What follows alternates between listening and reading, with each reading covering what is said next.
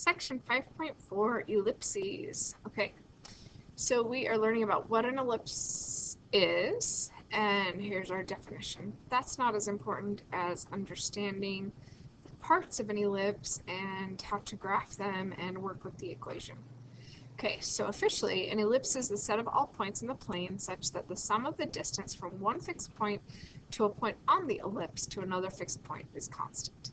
The fixed points are called foci of the ellipse. So foci is plural for focus.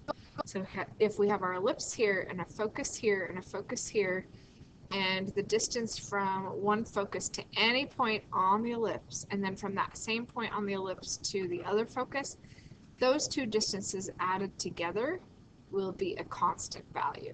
In fact, one way that you can draw an ellipse if you wanted to is by taking like a piece of cardboard or something and sticking a push pin, two push pins in at different places, and then taking a string that you keep exactly the same length. Like you tie it to this push pin and you tie it to this push pin, and then you stick a pencil in it. As you move your pencil through, it will create the ellipse. All right, as for the parts of the ellipse that we need to understand for the equation and for graphing it, we have this picture. So we still have the center. Oh, we didn't have a center in this picture, did we? That's fine. Anyway, because all you need to create an ellipse using a string and two push pins are just your foci and your string for your constant distance. Okay, so now we have a center of our ellipse. We have the foci that we talked about already. We have vertices, which are the endpoints on the long end of the ellipse. And then along here, where we have the center and the foci and the vertices, is all called the major axis, and it's longer than the minor axis. And the points at the end of the minor axis don't have a specific name. If we need to find them, we'll just call them the endpoints of the minor axis. Now, this ellipse is going horizontally, but they could also go vertically on a graph. We're going to talk about on our next screen how we would make that happen. One thing I was talking about in class was relating this equation of an ellipse, which is here, to a circle. So the equation of an ellipse has our x squared and our y squared, just like our circle does. But instead of an r squared, it has 1. And it's always a 1. It's never a different number. It's never a variable. It's always a 1. So when we're putting it in standard form, we want that 1 on the right side. And then instead of r, we have these other values, a and b, that are different lengths. And that's what creates our ellipse to be wider one direction than it is the other direction, because a and b are different. And whichever one is longer, like if a is longer, then we get an ellipse this direction because a is the horizontal direction, and that would be the distance from the center to each of the vertices. Now, if b was longer, then we would have that in the vertical direction, and that would be from the center C to the vertices. The other number that's smaller is the other direction that goes on the minor axis. So if a is bigger, it goes horizontally on the major axis. If b is smaller, it goes vertically on what we call the minor axis and gives us the endpoints of our minor axis. But if we switch that so that a is smaller and b is bigger, then b is the distance to the endpoints from the center, the vertical direction, and a is the distance from the center, the horizontal direction, to those endpoints of the minor axis. So you can see in each of these pictures, the pink line is the major axis, and a is always going horizontally because that's the number that's underneath in the denominator of the x squared, and x is the horizontal direction when we graph. And then y is the vertical direction when we graph. So we get b that goes the vertical direction. And both of those numbers are important for every ellipse, no matter which direction it's going. Now there's a third number, c, that goes to our foci. So it's a distance of c from the center to a focus, center to a focus. Doesn't matter which direction it is. C isn't actually in our equation. It's just this other elusive number that is important to the definition of an ellipse. So we do identify it. when we want to find c, we always take the square root of one of our two distances squared minus the other distance squared. So just the numbers that are in the equation itself, those are the ones we use. So whatever number is here or here, take the one that's bigger and subtract the one that's smaller, and that gives you c. And then if you square root it, and c is going to be the distance from the center to each focus. All right, we've done enough explaining. Oh, I forgot to talk about my little circle explanation here.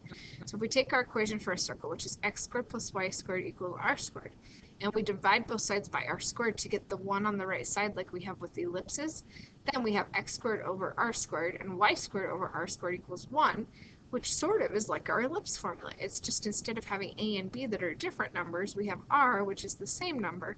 And what that tells us is our distance from our center to our vertices and to our endpoints is the same because that's the distance r. It also would indicate that the center of our circle is also the location of the two foci. So the difference between a circle and an ellipse is that the foci would be located on the center for a circle, and the a and b distances would be the same length, which we call r.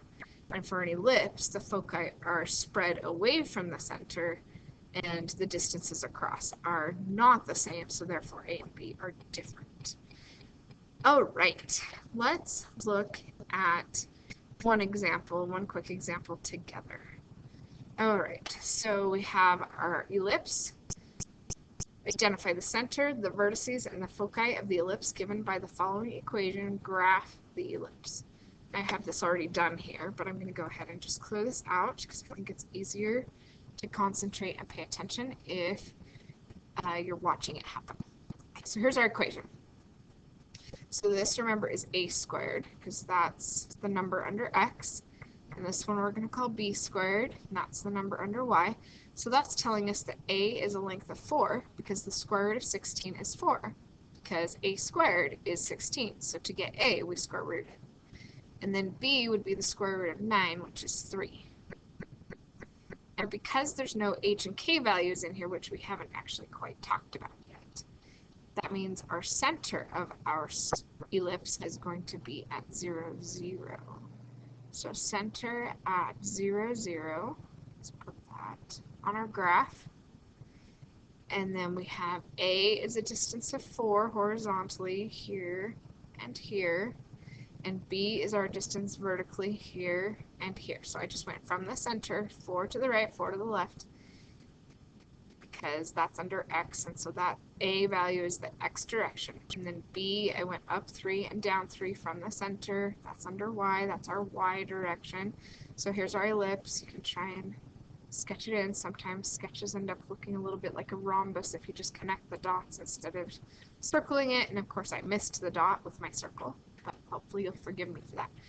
Okay, so now we need to find these different points. So these are the vertices. Let's list those. So the vertices are different than the endpoints of the minor axis. These are the endpoints of the minor axis. Sometimes we need to know, well, we definitely need to know what those points are for graphing. Sometimes we actually need to list the points, and if they want us to do that, they'll say list the points of the endpoints of the minor axis. Okay, but if they want the endpoints of the major axis, they call them the vertices. So this would be at -4, 0, and +4, 0. Now, before we can list what the foci are, we need to actually find the focus length. So we're going to do C equals the bigger squared number, which was 16, subtract the smaller squared number, which was 9.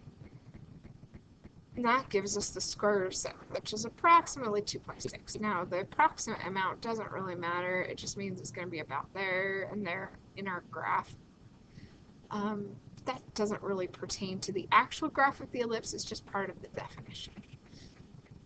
However, it did ask us to identify the foci, which means we're actually going to write out those coordinates. So this coordinate would be at -square root of 7, 0, and then this one would be at +square root of 7, 0, because they are square root of 7 distance away from the center, and the center is at 0, 0. They're both on the major axis, which is at y equals 0. That's our major axis, right?